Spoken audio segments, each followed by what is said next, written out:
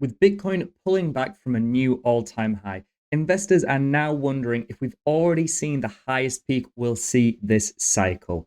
So let's look at the data to see if it's all over before it even really began.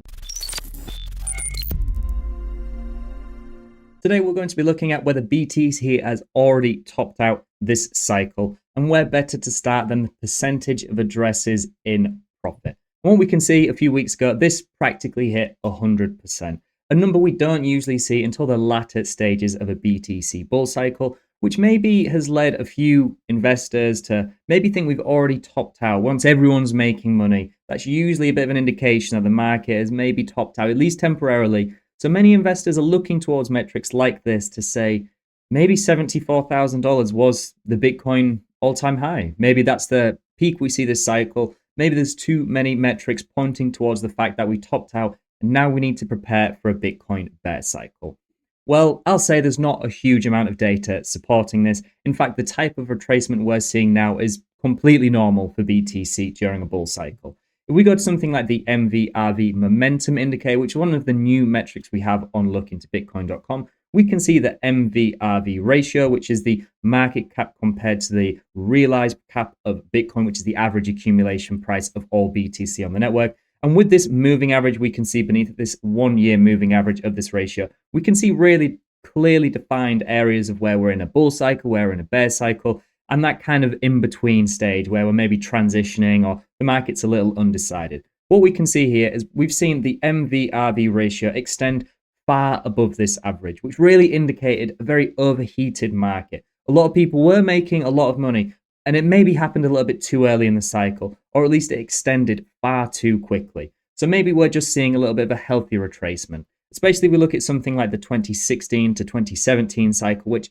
I would say, given the current look of this cycle, is our most comparable BTC cycle. The 2019 to 2020, 2021 cycle had this huge exponential early cycle run up before this big COVID dump, and it gave us this double peak cycle. So maybe that's not the most comparable. I'd say currently we look very similar, especially looking at the on-chain fundamental data to this 2016-2017 cycle. And we could see every time we massively extended above this moving average, price did just naturally kind of revert back to this. And the market was allowed to just cool off, which is a very healthy thing in a bull cycle. And especially if we look at the most recent cycle, we've seen very few extended deep retracements for the BTC price action. So the fact we pulled back from over $70,000 to beneath $60,000 is pretty normal. In fact, during cycles, we see Bitcoin price go from hundreds of dollars to drop 30, 40% even, and still be very healthily within a bull cycle. And we can see we still have a lot of room to potentially allow new capital to come in to bring this average up,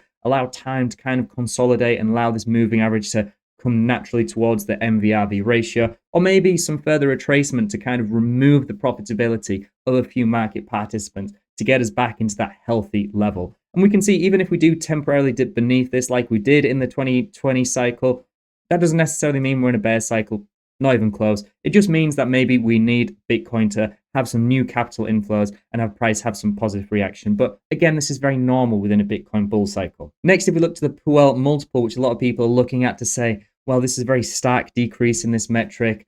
Maybe we didn't reach the top. Maybe this was the peak we're going to set. But this is mainly influenced by the Bitcoin halving event. This massive drop we've seen in miner earnings compared to the historical average is because pretty much instantly miners saw their revenue from block rewards drop 50%. So in fact, the fact that we're seeing the Puel multiple drop so substantially actually gives us some indication that we're maybe in a good risk to reward situation, especially if we draw in something like this, which is probably a level where we usually see these mid-cycle kind of run-ups and retracements and just these healthy resets in the market conditions.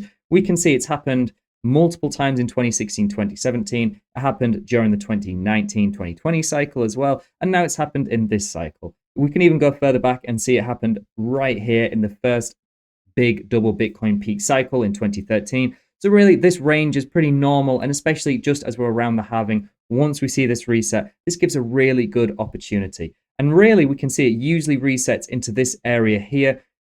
Pretty similarly in the other cycles, like we were saying, where it usually tops out, it usually retraces back to a very similar level in each cycle as well. The only difference is during the COVID dump, which was a bit of a much deeper, starker retracement. But in the previous 2016-2017 cycle, we set a very solid foundation in this area. And then the 2013 cycle before the double peak, again, this was a very solid area to accumulate BTC, which is now, again, where we're sitting, very healthy levels. And certainly doesn't indicate that Bitcoin's price action has peaked.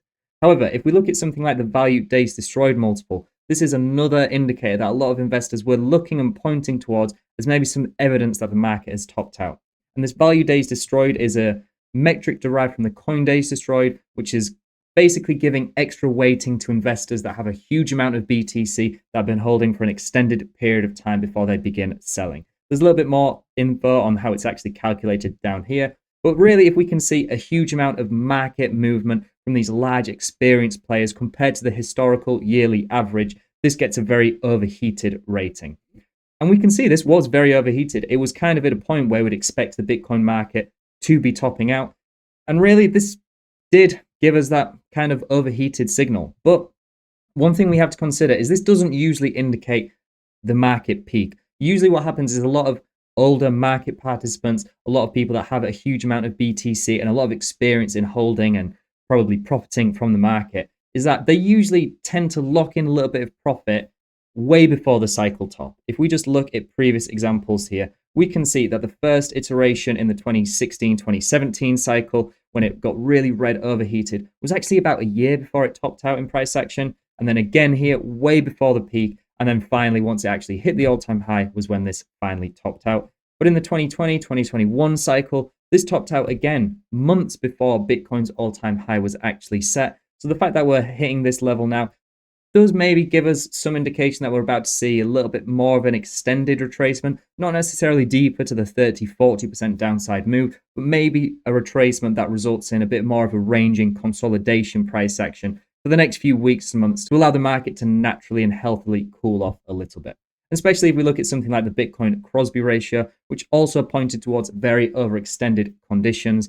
We can see that this actually gave a ratio rating of 19.99, which is one of the highest ratings we've seen throughout all of Bitcoin's price history. So the fact that we saw this massive non-stop run-up, pretty much in line with when the Bitcoin ETF was approved and we started seeing some big institutional inflows from that, this really, again, pointed towards the fact that maybe we'd got a little bit ahead of ourselves and maybe it was time for a nice, healthy retracement.